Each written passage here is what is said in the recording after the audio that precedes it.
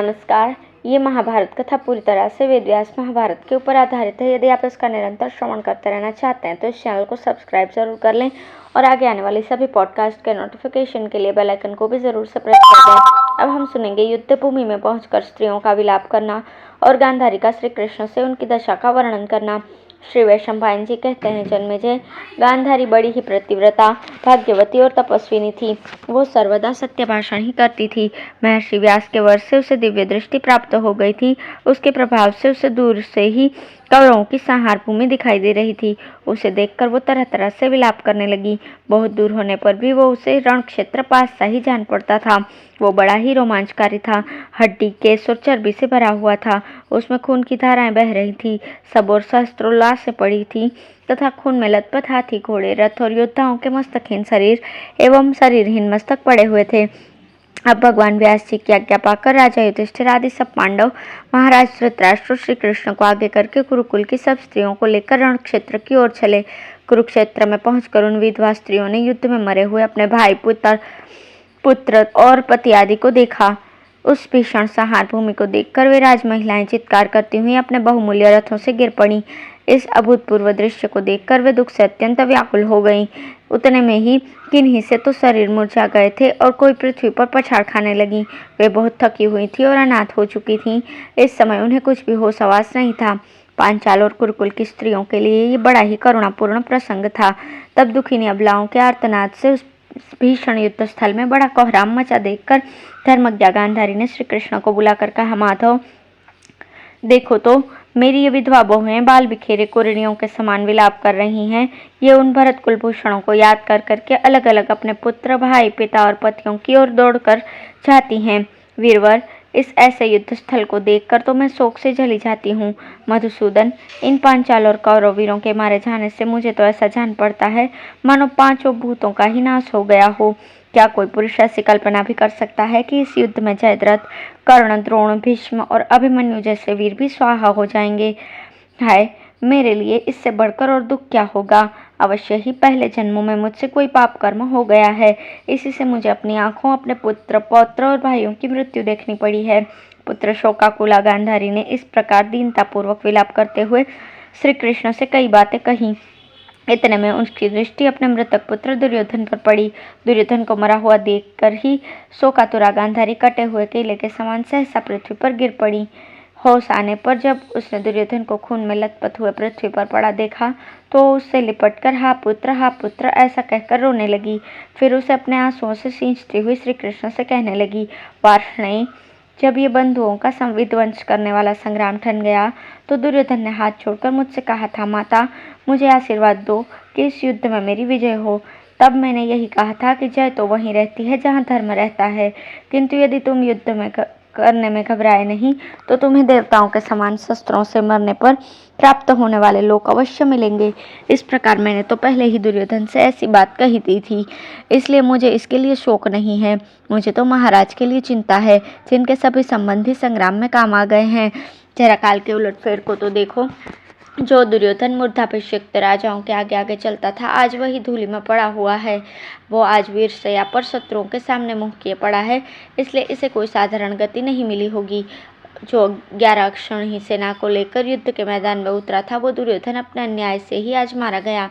यह अभागा बड़ा मूर्ख था। इसने अपने पिता और विदुर जी जैसे वृद्ध पुरुषों का अपमान किया।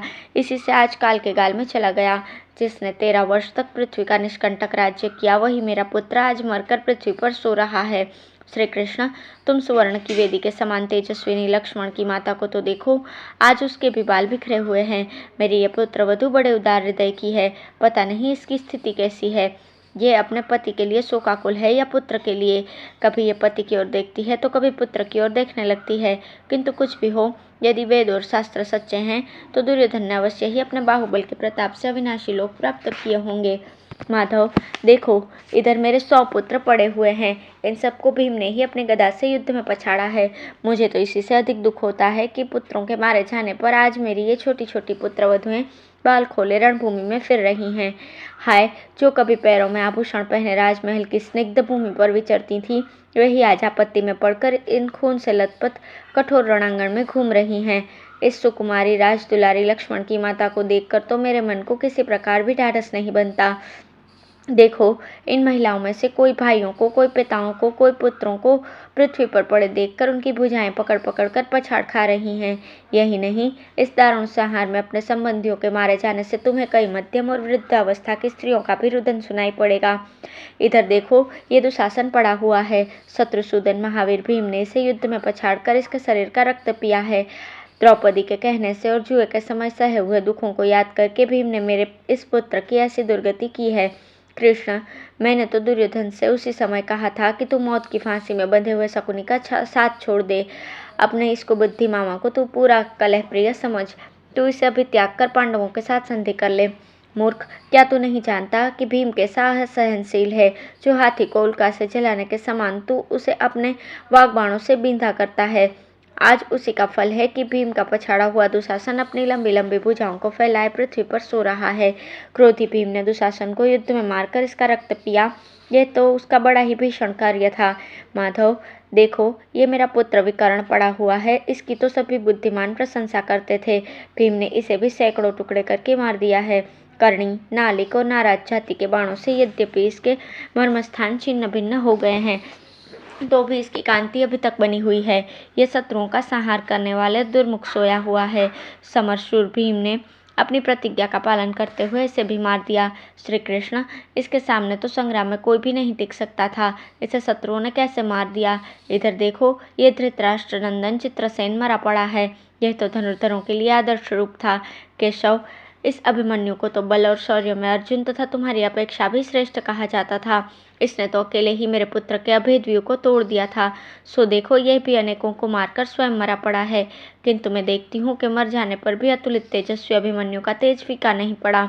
देखो, ये विराट पुत्री अनिंदिता उत्तरा अपने वीर और अल्पवयस्क पति को देखकर कैसा शोक कर रही है।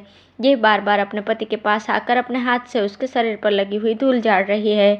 कृष्ण, ये अभिमन्यु तो बल, वीर्य, तेज और रूप में बहुत कुछ तुम्हारे ही समान है, किंतु हाय, शत्रुओं का शिकार होकर आज ये पृथ्वी पर पड़ा हुआ है। देखो, इस समय उत्तरा उसके खून से सने हुए बालों को हाथ से सुलझा रही है और गोदी में उसका सर रखकर मानो वो जीवित हो इसी प्रकार पूछ रही है कि आप तो साक्षात श्री कृष्ण के भांजे और गांडीवधारी अर्जुन के पुत्र हैं। आपको संग्राम भूमि में उन महारथियों ने कैसे मार दिया? कृतकर्मा, कृपाचार्य, कर्ण, जयद्रथ तथा द्रोण और अश्वत्थामा को धिक्कार है, जिन्होंने मुझे विधवा बना दिया। युद्ध में अनेकों योद्धाओं ने मिलकर आपको मार दिया। यह देखकर भी आपके पिता अब तक कैसे जी रहे हैं? प्राणनाथ, अपने शस्त्रों से जिन पुण्यलोकों पर विजय पाई है, वही मैं भी अपने धर्म तथा इंद्रिय निग्रह के बल पर शीघ्र आ रही हूँ। आप मेरी बाट देखिए। संभवतः मृत्यु काल आए बिना किसी का मरना बड़ा कठिन होता है, तभी तो मैं अभागिनी आपको मरा देखकर भी अब तक जी रही हूँ।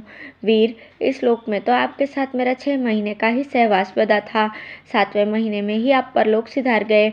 उत्तरा को इस प्रकार विलाप करते देखकर मत्स्यराज के कुल की दूसरी स्त्रियां उसे खींचकर अन्यत्र ले जा रही हैं, किंतु राजा विराट को मरा हुआ देखकर वे स्वयं भी विलाप कर रही हैं।